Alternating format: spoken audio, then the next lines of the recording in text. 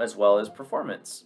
So performance meaning, we need it to run correctly. So first thing that Caleb's algorithm is doing well is we're spawning things in chunks, and chunks themselves add things in the form of instances, instant static mesh, so something that's more efficient than a normal static mesh. I was doing like a quick, sorry, jeez, I'm catching up, guys. I did a quick amount of research, just in general, so I'm not totally guesstimating, like, yeah, what does Minecraft do with their games? So I pulled up some like Reddit threads and stuff. Just wanted to show you kind of how they do it. So there is not 130 quadrillion blocks in typical world save. The world is generated as needed around the player, right? And only the areas that are generated are saved ever. This means you are only saving a handful of chunks. A chunk in area in Minecraft is an area 16 by 16 times the world height. That was like what you guys talked about last time. So blocks in the current size, 65,000 blocks. Previously 32,000 blocks, okay, because the world height maybe increased. So a chunk of Minecraft is an area 16 by 16 times the world height. So, so far we have kind of a 16 by 16. Caleb made it so that we have the ability to change how much that is, and I think right now we're doing what, like 8 by 8? Was that what it was? Is that the default? 5 by 5, okay. So we could bump that up, maybe not, I don't know, but we'll probably want to include world height in here, so this kind of z-axis thing, so that, which I like, instead of saying, because before reading this, my initial thought would have been like, okay, we'll have chunks stacked on top of each other, but that's not really like, that's too confusing. Maybe, chunks will go all the way down to bedrock, essentially, which we could do. So that's really good. Then looking over here, some of this other stuff that I thought was pretty useful. In some ways it doesn't. In some ways it doesn't. If a 16 by 16 by 16 subchunk is all air, it won't need to load, and it won't need to load the air chunks. It will be null in the main chunk. If, however, there is even a single non-air block, the entire subchunk needs to be loaded, which includes air. So this is just kind of like more stuff. Air needs to get registered as a block too. There was some stuff that was interesting to me, like about their IDs and things. All right, so Minecraft breaks up the world into 16 by 16 chunks. We just talked about that. With the vertical being, of course, the full height of the world. Only chunks that you have visited are actually stored on your hard drive. That makes sense. To a first approximation, each block takes 2 bytes to store or so. Bytes is this extremely small form of memory. It's basically nothing. A byte is like one letter in a text document. It's super, super small. To a first approximation, a 16 by 16 by 256 chunk, assuming 256 is like the height of the world, takes 16 times 16 times 256 times 2 bytes, or about 128 kilobytes. It's still a really small amount of memory. So 128 kilobytes is about the size of a small and or grainy photo. In practice, chunks are significantly smaller since some blocks only need one byte, like an air block. I host a server, and he explains all that. So other things, people say multi-dimensional arrays. Most blocks are just a number. Not every block is checked every tick. And, I'm presenting, right? Okay, just making sure. Multi-dimensional arrays, most blocks are just a number. Not every block is checked every tick, which you wouldn't want to do. And you can easily check what block is in a position. So if you wanted Minecraft to tell you, for example, how many gold blocks are in the world, it couldn't, because it doesn't keep track of that. Makes sense. If you want to know what block is at position X by, this exact coordinate, it can tell you almost instantly. And this person says it's magic. Maybe that's the real answer, when I think about it. I like this. They just have an internally mapped ID. One of many states which can all be represented by a simple 4-bit or half-byte sequence and an X, Y, and Z location. Since the location is presumably stored relative to the chunk it's in, the X and Z also only need to require 4 bits. So that's interesting to me. This location is presumably stored relative to the chunk it's in. So what that tells me is that, assuming this person is correct, that the blocks themselves don't store their location data relative to the world. They store their location data relative to the chunk they're in. So the chunk knows it's where it's at, but the blocks don't know their exact location. Only they know their location as it relates to the chunk, which would mean less big numbers essentially, especially as you get bigger maps. So there could be a big optimization thing with that. Essentially, what I mean by that is, this block at this position in the chunk knows that it is, 3 blocks on the x-axis and 2 blocks down on the z-axis, and those are its relative coordinates relative to the chunk. Which, by being relative, what I mean by that is, let's just show you. Let's show you. So, if I drag out like a cube right here, like this block, okay, I can see there's a location here. Versus location 900 by 0 by 700. Right? Now, if I go really far, like in a procedural thing, and I send it way up there, and way down here, and way that way, and we're just talking about one block right now, these numbers start to get kind of big. So you can see now my location is negative 58,500 on the x-axis, positive 100,800 on the y-axis, and negative 231,000 on the z-axis. And that's stored for that one block. And those numbers can accumulate quite large over time, and so you're kind of going over possibly your bytes of data. What they could be doing is instead saying, well, since everything is a chunk, so to speak, like here's Calem's chunk, and in fact what we're probably going to do, what I think we're going to do is we're going to make it so that the chunk on this chunk blueprint, the chunk of blocks 16 by 16 by the height or something else, is going to be pre-generated, or I should say not pre-generated, but we'll be able to see it be generated as a chunk in the editor, not having to wait for the beginning of the game. That way we can see it, test it, and I think we'll set that up right now. But now what I'm saying is I can have this chunk way out in the middle of crazy land, way out there, okay, one chunk of many, 16 by 16 blocks, and a bunch of blocks going up and down vertically. But what we do here is now, yes, that one chunk has this location. It has some large numbers, negative 26,300 by negative 32,600 by positive 200. All right. But the individual blocks that make up that chunk only have to store smaller values because they can just say, hey, I'm just part of this block. So you can always retrieve its exact location by asking for the chunk's location and then the block's location within that chunk relative to the chunk's location itself, but the block doesn't have to be individually ID'd with its own location. All right, let's open this up.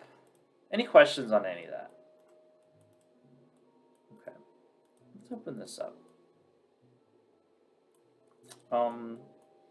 So Calem's got this going on here on begin play.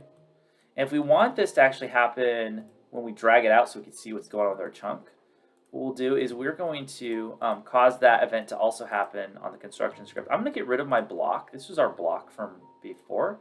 But right now, it's too inefficient. See, right now in construction script, we're telling the block, hey, this is the material you should be wearing, you should be rendering and stuff.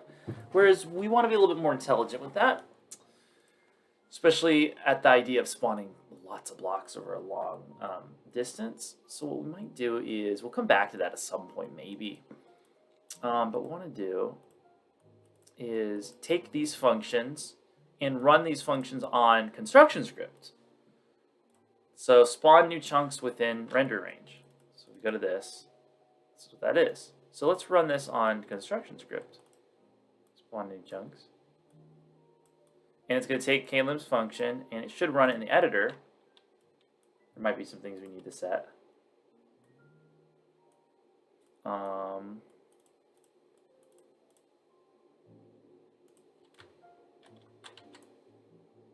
For example, Depends if we can use the add instance or if we have to modify how we add the instance. For example, there's things like spawn actor from class is a node that we use for spawning stuff in the game, but it won't work on construction on construction script. It'll only work when you do it in the in game time.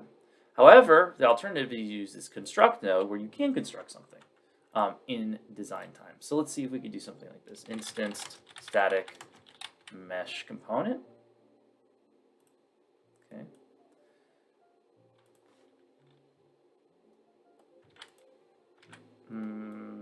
Maybe.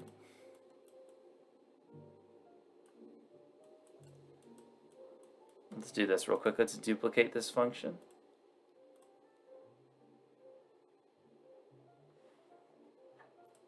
Ooh, made by Minecraft and pretty close. Destiny, I must say that's a-okay. Destiny found us some textures. Try the new mini Minecraft Java textures. Yeah, oh my gosh, these are great.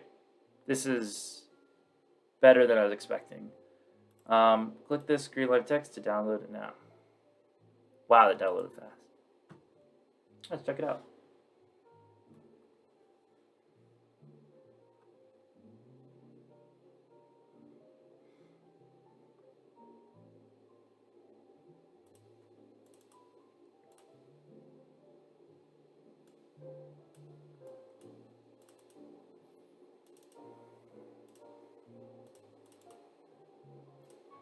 I'm going to blocks. They're PNG files. That's good.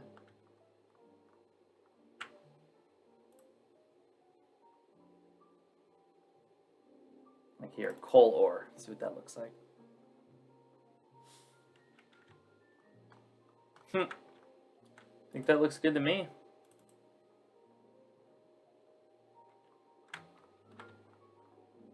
All right, cool, great.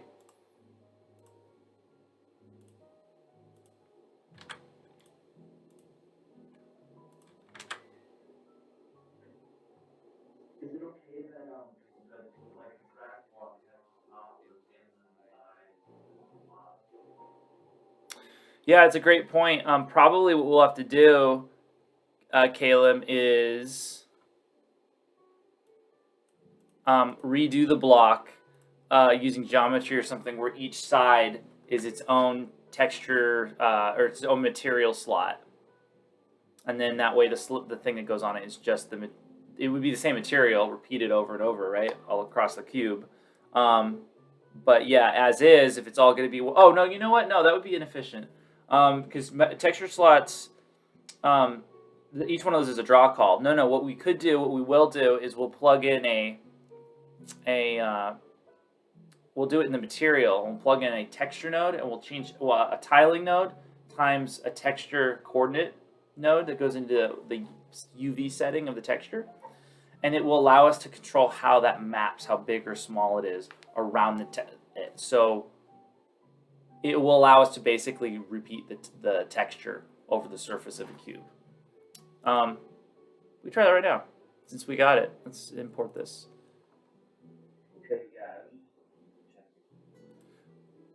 Actually, should we use the KPM method? Am I feeling dangerous? The KPM method is the method that professional developers use for copying over files from one locale to another. Let's try doing it this way. See, this is another example where normally I do import, but no, we're going to do the KPM method. I'm going to copy one folder. Just make sure it goes in my content folder. So copying the Minecraft folder that Destiny gave us. Thank you, Destiny, again.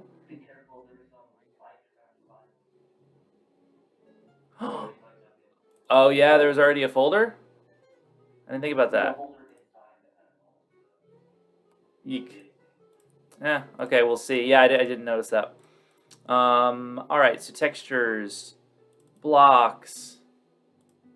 Yeah, nothing got imported. Okay.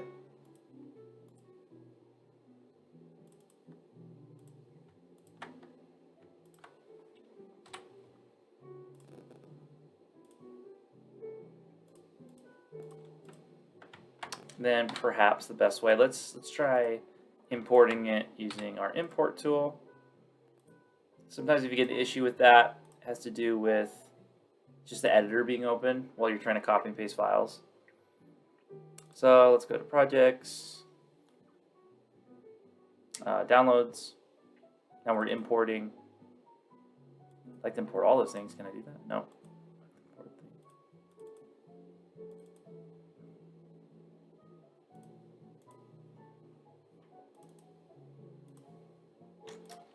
It's just dry blocks right now at the moment.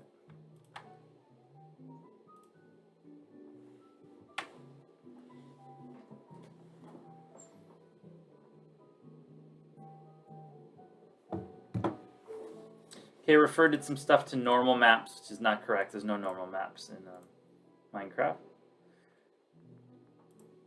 Yes, import the changes. No. Okay. So now we've got a whole lot of textures, which is really cool. Let's find like a really common one, like gold. Okay, so I think what you were talking about, Kalen, was if we bring out a cube, like just our generic cube, and watch, we'll bring out this gold block here. It's going to create a material out of it. Give it a second to load in the material.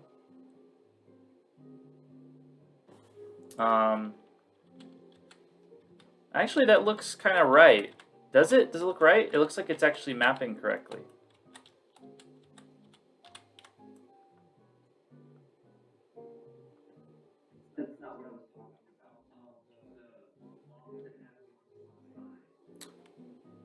You mean?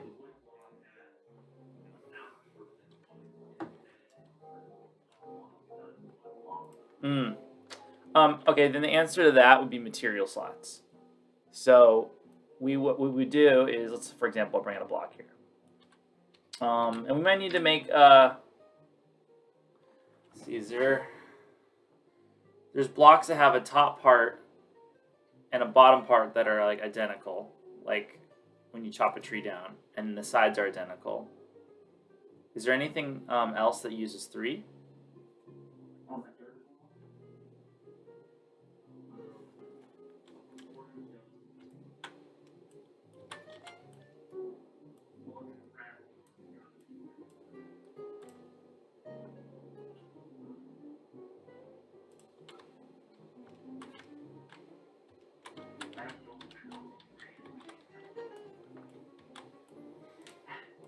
Yeah, true. Well, it's something that we can think about and consider.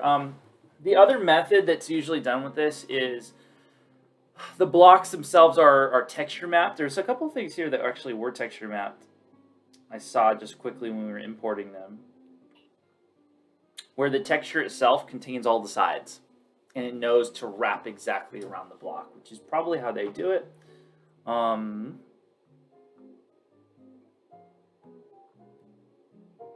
But how we would do it is probably doing a different slot, so you can have essentially a different material per side.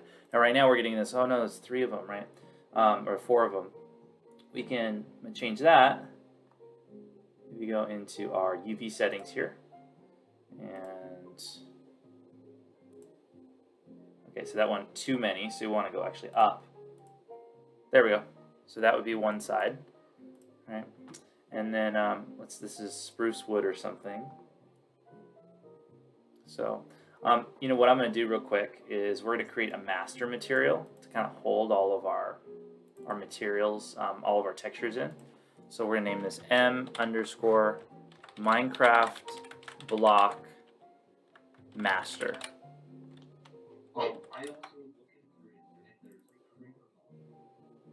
Ooh.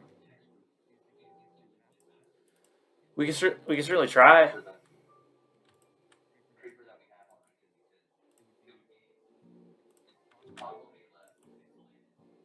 Yeah, we should try. We could try for sure. Yeah, let's try it. Texture.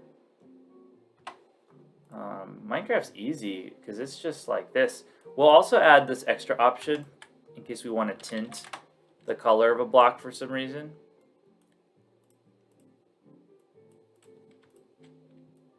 But we leave the tint setting at white, and that way it doesn't actually affect the texture unless we change it from white to something else. Let's give it like that spruce texture or something. Alright, so this is our master materials, controls all of our blocks.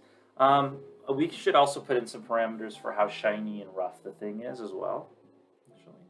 So let's do that. We'll do a metallic setting and a roughness setting.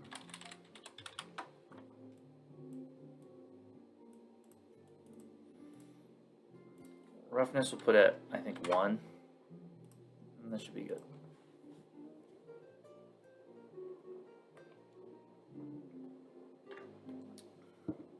I put in the roughness at 1 because we don't want it to reflect light.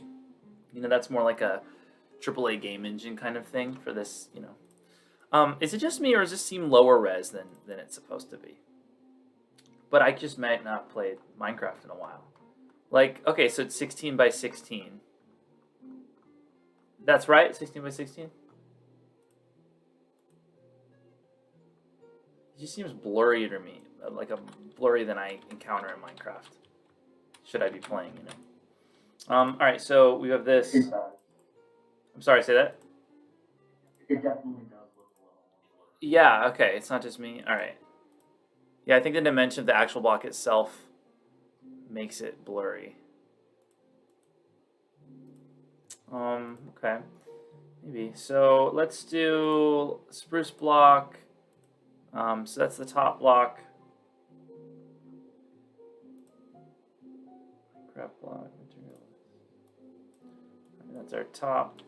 We're just gonna name that MI spruce block top. Make a duplicate of that. This is going to be spruce block, just as is. Spruce log is the texture.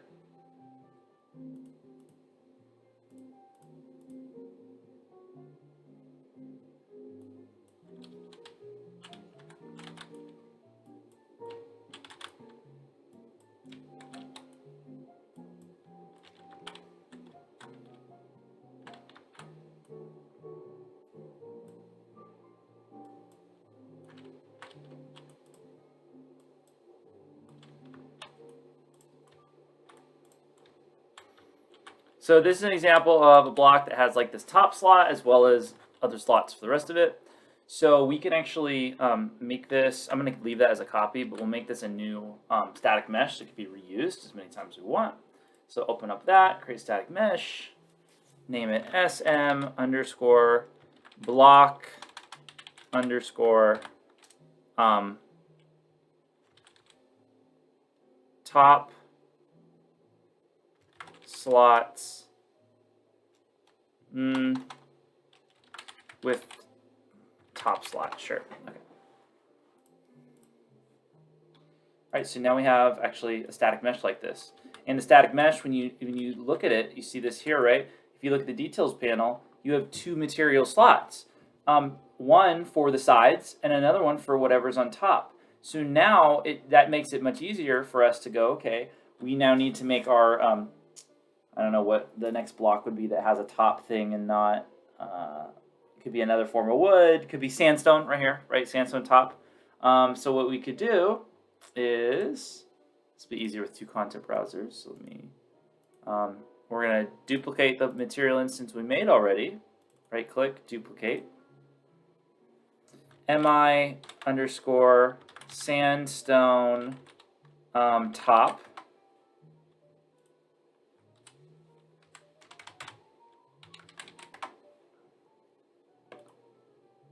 And open that up.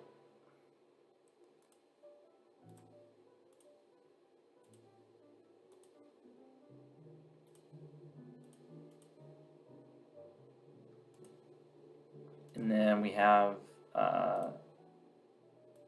that can now go onto the one for the top material, and it's going to fill in the top part of that. And I think I did the wrong texture. No, sandstone's top. And then this is our sandstone, just what goes on the side, duplicate.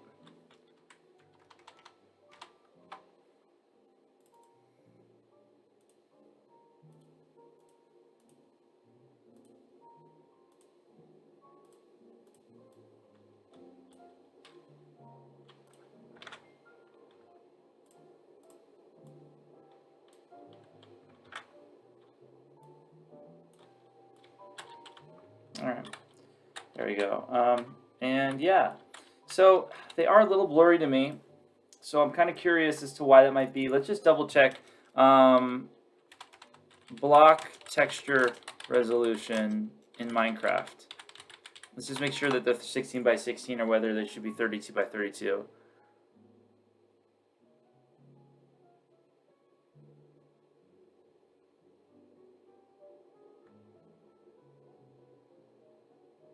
Oh, okay. Yeah, 16.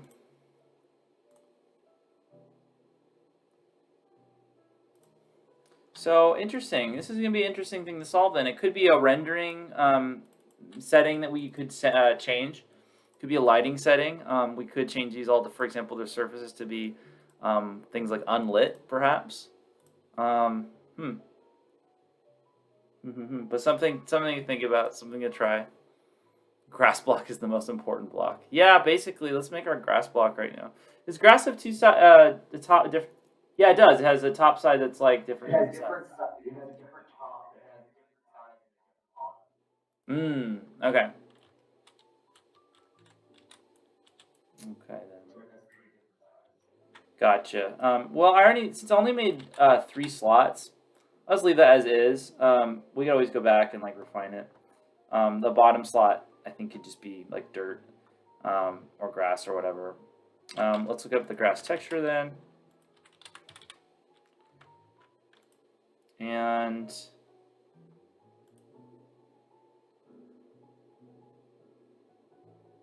interesting. It looks like that. I wonder if it'd be named something different.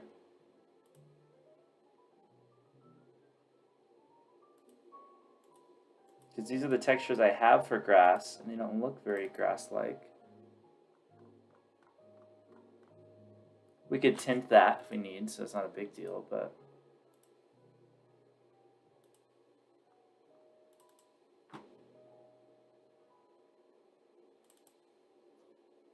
It says grass _top. Yeah, this one.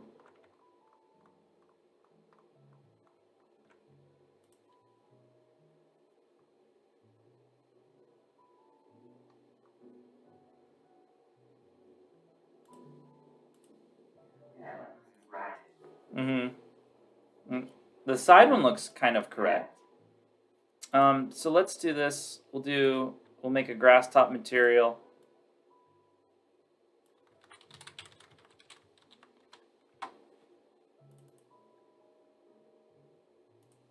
We'll use the grass top texture. Good thing we added that tint, because for some reason it's kind of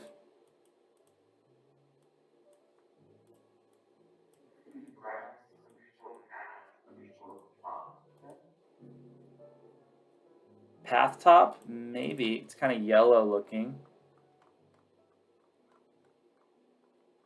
I feel like this is something you'd see in like a village or something.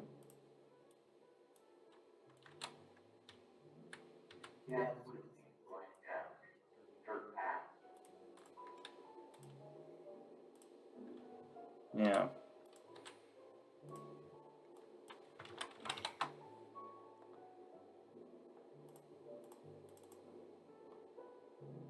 And this class end. Class ends when I dismiss class, Emmanuel. It's 10:07 a.m. It's time to stand up and stretch. Let's take a Or when Google does it.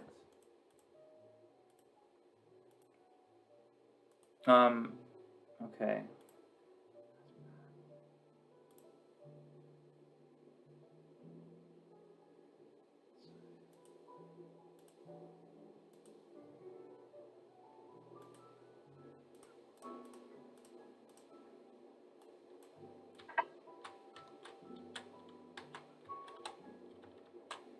And that one kind of has a weird tiling to it. Yeah, I don't know. I mean, these textures are a little different. Our wood texture looks actually very normal, very close. Our grass one's a little off. Something we can mess around with. But, yeah, we might have, maybe they didn't all come in or something. But, okay, so we have definitely more textures than last time, and they look better than what we had. Plus, next, what I really care about is our procedural stuff. So we'll revisit the procedural stuff next time. For homework, I'm going to email that out, and I'll let you know what we have to do on Canvas. But for the moment,